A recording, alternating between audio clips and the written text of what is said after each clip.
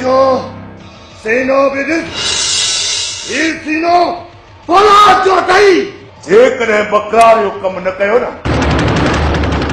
इन चने सर के मां पाण मल पाण बस कर बस वरी बिड़े ककड़ो धोनी जेको आदिल खान चवंदो आहे ऐं उहो ई हासिल कंदो आहे ईअं न थी जो पासी वञा जर में एॾा न सोना ठाहे वारींदो करे जॾहिं थी तोखे ॾिसां थी दिलि करे चूं चां थी दिलि करे चूं चां थी दिलि करे चूं चां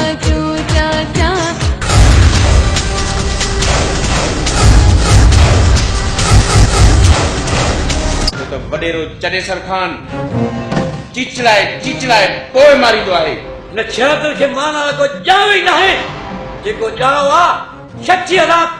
मरी वेंदो आहे हुन खां पोइ एराज़ जो खानदान ख़तम कंदासीं नाज़ आहे मूंखे पंहिंजो पाण ते एराज़ ॾिसां साम्हूं दुश्मन खे जिंदा कीअं कढिया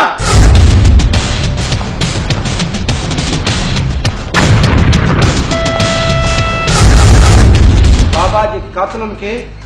आज़ाद नथा ॾिसी सघूं सम्झो ॿियो दुनिया मो ॿियो पोइ कट में ईमानी मां खाइण ईंदो आहे साईं खां पोइ इन्हनि धारणनि जे ख़िलाफ़ बाणी आहे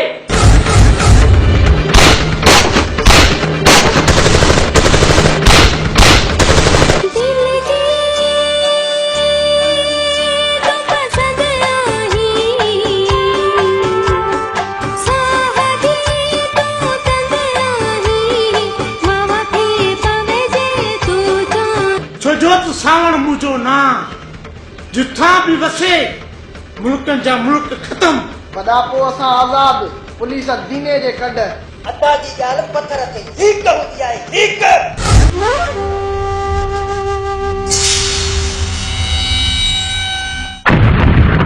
इज़त हिन में अथई छोरो असांजे हवाले कर कंदा सोचो नंढंदो आहे के हलण खोटो तो असांजे आॾो जेको बि ईंदो असां हुनखे मारे छॾींदासीं जेके वासी को दंगे वो पानी न घुरे संभाल बचा पे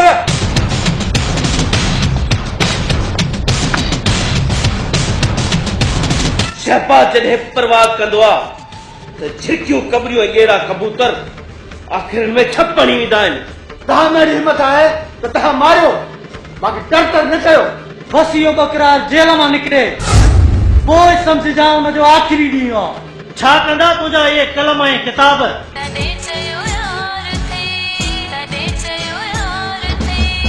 जहरी रब सुहन नहीं तहेड़ो सिंगार थई दिल जी नजरन सन ठुई कदे चयो यार थई सच तो जमा मिठी चंड खां बे ओचटी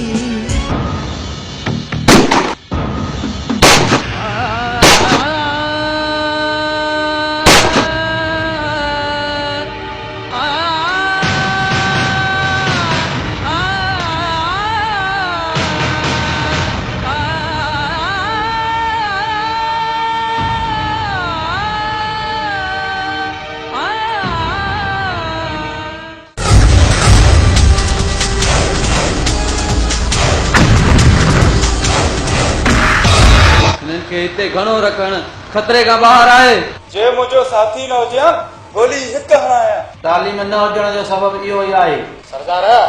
मत वॾे आदम खान जा जासूस हुजनि तूं अदा तेरे फैसले के निकाल तो करे त पोइ आदम खान खे ज़िंदा न आहे छॾिणो सारे तुंहिंजे तेर के ई राज पुठा आहिनि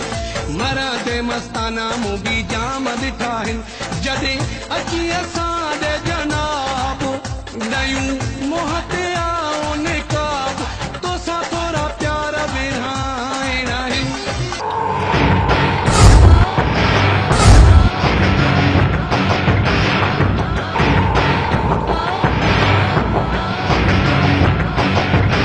असां ई हथा मजबूरी खे खयो आहे